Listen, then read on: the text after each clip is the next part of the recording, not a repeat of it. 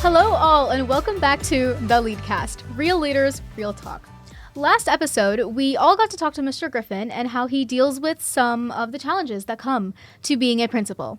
Today, we are here with a student named Ahyoung Song, a current junior at IA East. Hi, Ahyoung. Hi, Gargi. Thank you so much for having me today. Of course.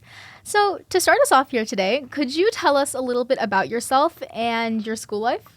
Okay, so hi, my name is Ahyoung Song. I'm currently a junior at IA East, and I would say one thing about myself is that I really like science, especially biology. So currently at school, I take bio and chemistry, and I think science is something that I've always liked for a really long time, and I really want to pursue a career in the medical field when I'm older. And I also figure skate. I'm on the Troy United figure skating team, so I compete in the wintertime at various competitions. And so, yeah, that's a little bit about me, and I also play the flute. Ooh, cool. How long have you been skating? I started in third grade, but because of COVID, I had to take a break. So I just got back at skating like 3 years ago, but I really like it, yeah. That's really cool. Yeah. Yeah.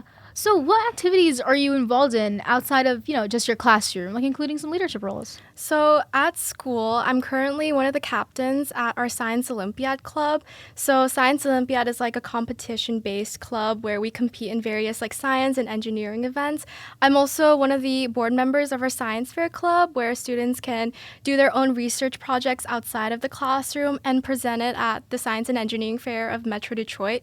And so I help students help them throughout the research process if they have any questions, especially because I'm also really into science fair and stuff like that. And I would say outside of school, I lead the district-wide math pentathlon program.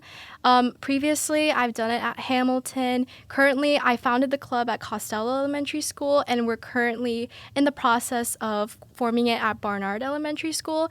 And there, I facilitate the club for around 100 students in grades kindergarten to 5th grade, and I'm currently involved in managing all the tasks to the volunteers, communicating with the parents, and it's a really fun experience because I get to work with young kids. I work with 2nd and 3rd graders every week, and it's really fun. Also, I have an organization called CARE. It's currently to support patients with lung cancer and chronic obstructive pulmonary disease, which is a chronic respiratory disease that's really prevalent because of pollution and smoking. And currently, we're working with Henry Ford Hospital to send packages to patients in their pulmonary care unit for Thanksgiving and also Christmas. So yeah, that's some of the stuff. Wow. Oh my gosh, that is so much. How do you, when it comes to your leadership style, that's so many things to manage, that's so many things to handle. And as a leader, you're always going to get people who come to you with issues, who come to you with problems, because, leadership is never just a straight road. Yeah. There's always so many turns. How do you handle that? What's your game plan for stress when, things don't go your way sometimes? I think, well, first of all, with how I got into so many things in leadership, I guess, is really just following my passion. I mentioned before that I'm really interested in science, and specifically I really wanted to expand science opportunities for younger kids, which is one of the reasons why I started the Math Pentathlon Club at Costello, because growing up in elementary school, I really didn't have the opportunity to explore my interests outside of school because we didn't really have any clubs that we could do. And so that's one of the reasons why. But I think being a good leader is just really not about just doing everything yourself, but really learning how to I guess divide tasks and assign them to the different people that you're working with. And I think being able to work well with people is one of the biggest things, because I think being a leader, a big part of it is empowering other people to take lead as well. And I think staying organized, I live by my Google Calendar. I have time blocks of everything I do, and it's what I live by basically. But whenever there's a problem, because there's obviously going to be problems, especially for when you're managing a really big club or an organization. But one thing I really try to do is understand the other person's perspective or another group's perspective, understand what they're feeling, what could have been wrong. And instead of trying to, I guess, immediately jump to conclusions, I try to listen to the problem first and understand what happened before I decide to take an approach to how to solve things, I guess.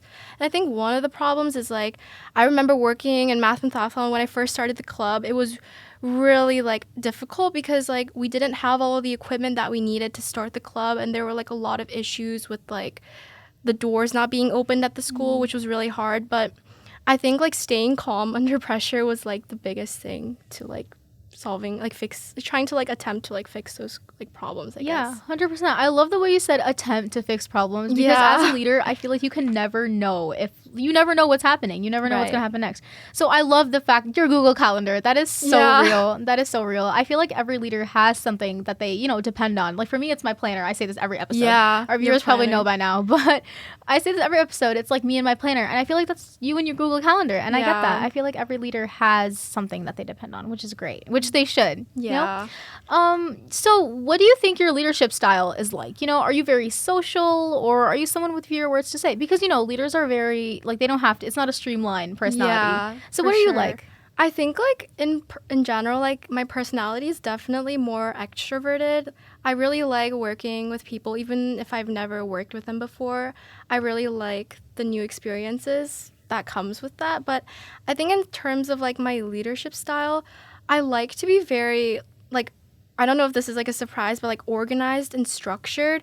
I really like delegating roles and specific tasks to the people that I'm working with, and I help them through the process, and I really make sure to like guide them, if that makes sense. Like not just saying like, okay, you need to do this by this, but like if they need any help, trying to like help in any way that I can so that they can do the best as possible. Yeah, 100%. I feel like that's really cool. The fact that understanding perspectives as a leader, I think that's a key quality you have. Yeah, that's amazing. Being a student leader at IE East, because you're a junior at IE East, how do your teachers or anyone at school, your friends, your peers, like how do they support you for you to then manage your time wisely? I think like, okay, I'm going to go back to like, I guess the start of high school, but like I know that the transition from like middle school to high school can be really difficult for like a lot of students. But I think one thing that really helped me like ease into that process was like how supportive my teachers were, especially at IA East. Like all the teachers, they always have like office hours where you can visit them after class. And I feel like that's like amazing because like they're giving up their like time even after school is over to like help the students. And like even now as a junior, like I always go to office hours because like I feel like it's one of the biggest things that you can utilize at IA East. But I guess in terms of that, like, yeah, just how supportive the environment was. And like as a teacher, like the teachers always try to understand your like circumstances if you have any, and just being really supportive in general. Yeah. I love that. The fact that office hours, I feel like at IA East we have like the amazing opportunity of office hours. Our teachers stay for so long just to help us. I feel like that's really cool. And we talked about your time management skills. That's amazing. Like your Google Calendar and like all the different types of things you do. That's amazing. There's only 24 hours in a day. Like doing all that is really cool. Yeah. What tips would you give to leaders who, similar to you, are working on their time management as well? I think time management, that's like really hard because I used to procrastinate like a lot myself. And like there's some days like where I just really don't want to do something, and like sometimes you'll have like two tasks in front of you, like either you choose to do like this thing or another thing, and you really don't want to do that other thing. But like I guess my mindset or like approach to it is like just do the thing that you don't want to do first, because as soon as you get over with like whatever it is, like you're gonna feel so relieved. And I guess like for time management, I really recommend like writing down, even if it's on paper. Like sometimes when I'm stressed and I have too many things to do, I always like get a piece of paper and I write down all the tasks that I have to do, and that really helps me a lot. But also definitely investing in like a planner, like you said, or just like using Google Calendar, like all of that. I feel like those resources are very available, and I think that can help a lot with like meeting deadlines and just managing your time wisely. And I think procrastinating is something that we always do. Like it's human nature at this point. Like we always wait until the very like last minute to do things. But like I feel like if you divide a big project, for example, if you divide it into like small increments over time, I feel like it's a lot more doable. Or like studying for a test the night before, instead if you just study the content like over the span of like 2 to 3 days, it definitely makes you like, I guess in school, like you'll perform better if you do that. Yeah, I agree. I feel like they tell us at school a lot too that like, splitting up things and sectioning things is super helpful. And I feel like you have to really do it to understand the process, Yeah. because if you don't do it and you're procrastinating feels so good, right? It does. It But does. like only in the moment, because like afterwards you feel like so like guilty that you did that. I know, and then you regret it, and then now you're stuck here with all the things you have to do and that you could have done. Yeah. We also talked about your like skills to like, talk into someone else's perspective or understand them in another way. What tips would you give to a high school student who, has some trouble understanding other people's perspective, or, they can't think in that way? As a leader, I feel like that quality is super important because you work with a group of people and your job is to delegate them. Yeah. So understanding their perspective, guiding them is something that, you talked about a lot. And what tips would you have to people who are still working on that skill? Okay, so like you're talking about like being open-minded, right? Basically. I would say like understanding that everyone has different beliefs, everyone has different opinions, and you can't change that. The only thing you can change is how your approach and how you handle things.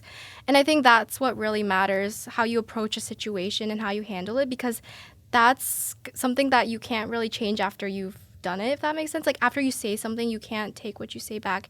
When you do something, you can't take that back anymore. So like even if someone's beliefs are like really conflicting with you, and even deep down when you like totally disagree with whatever they're saying, I think still staying respectful, because everyone can have their own opinion, even if it doesn't match to exactly what you think. And I think developing that, or like learning how to accept that, can be really difficult for some people. But I think it's all about just understanding that everyone comes from a different environment, everyone can have different perspectives. So, yeah. Yeah, that's a great answer. Understanding perspectives, I feel like, respecting the person in front of you or the group of people in front of you is so important because, like you said, like the beliefs and stuff, it's important. Yeah. You also talked about, like, starting math pentathlon at Costello. That is so cool. I did my math pentathlon when I was at Bemis. Really? Yeah, because I went to Bemis Elementary. Oh, that's cool, yeah. I did math pentathlon growing up, and I feel like that experience is so much fun. And the fact that you brought it to kids at Costello, that's amazing. Yeah. When you bring things to kids like that, you give them, as a leader, you're impacting them. How do you, at the high school level, you deal with groups of people who are as old as you, or maybe a year younger, but just about the same age, right? But when it comes to dealing with these third and fourth graders or kindergartners at the most, how do you deal with that? Like, I feel like age group wise, they're a whole different level, and understanding them can be quite different. I mean, I work with little kids too, because over the summer I go and volunteer at the preschool that I went to when I was younger. Oh, that's really cool. Yeah, and handling little kids is just such a whole new experience. How do you tackle that part of your life? I think, before Math and Pentathlon, I actually volunteered at Play Place over the summer. Play Place is basically a center for children with autism and other special needs. So I was like a long-term volunteer for their summer camp. And through that experience, I had to work with like around 20 to 30 kids with special needs. And I think that really taught me a lot to handle situations that were difficult, because some of those kids definitely have different levels of how they like regulate themselves emotionally and physically. And sometimes the kids would have like a breakdown if they didn't get something they wanted. And like, I think through that experience, I really learned a lot about how to be adaptable in my approaches to like problem solving, because I think when it comes to problems in real life, you can't just have like one method that will always work. You have to learn how to like be different, I guess, and unique in the way you approach certain solutions. So going back to like Math and Pentathlon, working with those kids, sometimes it is difficult to like especially get their attention, because they're young. They don't always want to like do the things that we tell them to, but I think just like making it fun for them. Really, when I teach those kids like the games that we do at Math and Pentathlon, I try to be fun. I try to be like as interactive with them as I can. And I think that makes it really different for kids, and it actually makes them want to do Math Pentathlon, like math in general. Because like I feel like Math Pentathlon, it's like fun games, but really they're learning math.